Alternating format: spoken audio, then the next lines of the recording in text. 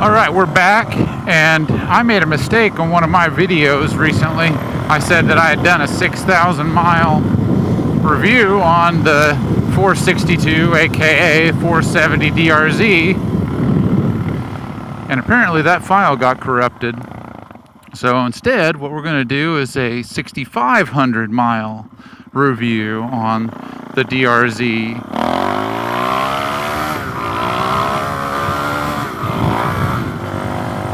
And not much has changed with this bike. We're running an FCR39MX, and it is 100 degrees. It is 100 degrees out here, and stupid hot. Humidity is high, and on top of that, I've had an absolute garbage day at work. And by garbage, I mean terrible. But getting on my DRZ with a stroker big bore makes everything better.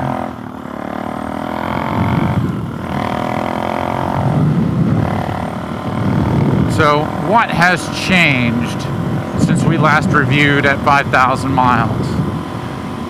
Not much has changed. Nothing really has changed, except for my dash and my frame plug. And what I've done is, some of you might know I'm friends with Link's Garage, Scott out there, and he 3D printed a prototype for me for my dash. I do some riding at night, and it makes quite a difference on how much it blinds me, but that's not really anything relevant to the stroker big bore. But in all fairness, there's still little holes in it, and it says Suzuki on it. So we're just right there at 6,500 miles. Our power is there, and I don't mess with my jetting from what I've set it at. And to refresh your memory, I'm running a 170 main jet on the Kian FCR39 and a 40 pilot jet, needle position number 3, and that is a JD needle. We're changing the oil every 1,000 miles. It doesn't burn any oil. I check it regularly. I did go through a set of brake pads. I went through the factory brake pads on this bike, and they were worn down to nothing since we last reviewed. I had one of my friends that has a stock DRZ, and he knows a substantial difference all the way through there. He's just got a main, he's got the knockoff FCR39 on it. And he's got a full exhaust, like I said, and him and I see quite a bit of each other. And he rode it actually on the highway. I didn't get footage of me riding his, but I was going actually just up the road here, second and third gear on his. It was a hot day like today, and I had to ask it a lot. I was like, man, this is why, even with the E-model cams that we put in there, I was like, this is why I always get a little bit sad when I get on a stock engine DRZ. To me, it's the way it should have been made from the factory, and I stand behind that. It's got a power comparable, and I say comparable, to a converted SM, like a WR450. But let's not kid ourselves, it's got the weight of a DRZ, which is probably easily 50 pounds heavier than the WR450 with Supermoto wheels. But reviewing this,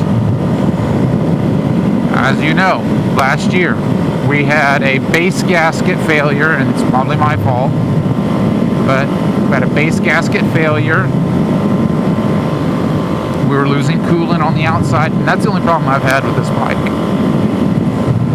Not long before I built this bike, I built Nathaniel's DRZ, which again we called it 470, but it's a 462. We have stock gears on this one internally on the transmission. I do have another set of wide ratio gears.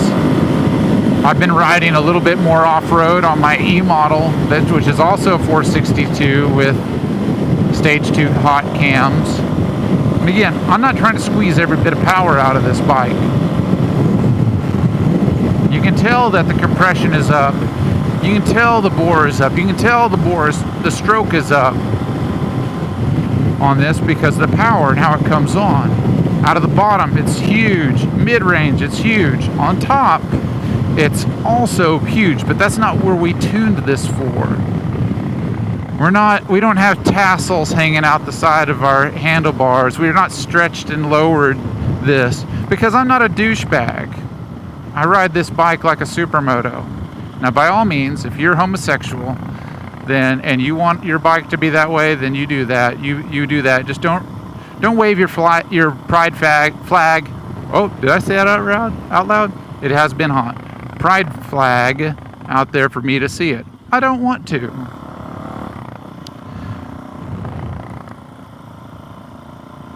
I made this bike to ride on the highway like a supermoto and do supermoto things. Initially, I intended to throw a dirt set on it before I got a hold of my E model. Good grief, these people are going super slow. It's annoying.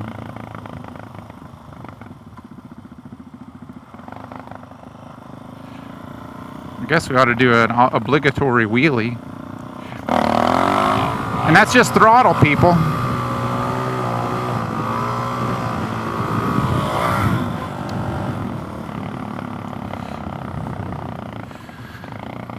And yes, I've gotten better at wheelies since our last videos. I've been sharing that on my shorts.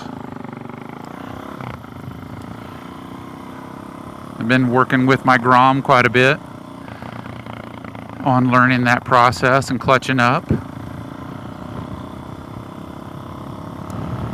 But why clutch up when you don't have to? DRZ. But yeah, this thing is stock geared. So I have a 15 in the front and 41 in the rear.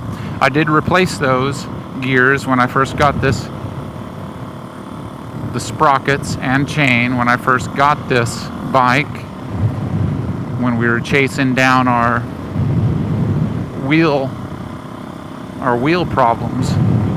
That's going back to 2000, April of 2000 when I got this bike, or was it May? But this is the best bike that I have, and I'm so glad. And I might even knocked on these bikes when I first started riding some supermoto, just because of my WRYZ conglomeration was just so good.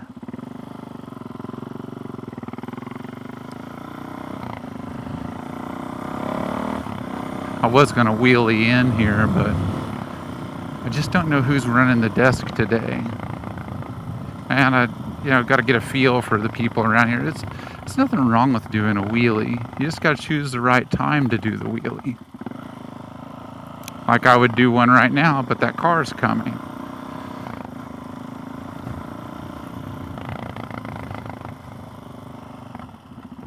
Let's do a little first gear wheelie to finish it off.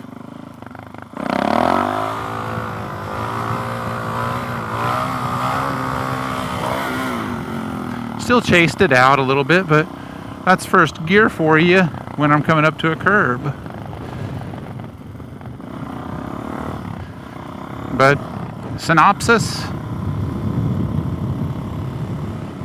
is, the prognosis is that DRZ with the stroker big bore is bad ace, and it's still running strong. We'll do another one at probably 7,000 miles later on this year. And real quick, let's see. Let's do a walk around. Let's see, what did I do? Did I show you guys? I did put a manual petcock on this. When we first installed our FCR, when this was still a stock engine, it had the vacuum petcock. Walk around here. We have the Two Brothers exhaust retrofitted to work with our power bomb header. And we got the Chinesium oil filter cover, which I do like because it has the magnetic component in the center.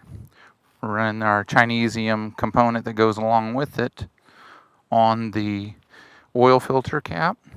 We've got the Yoshimura undertail,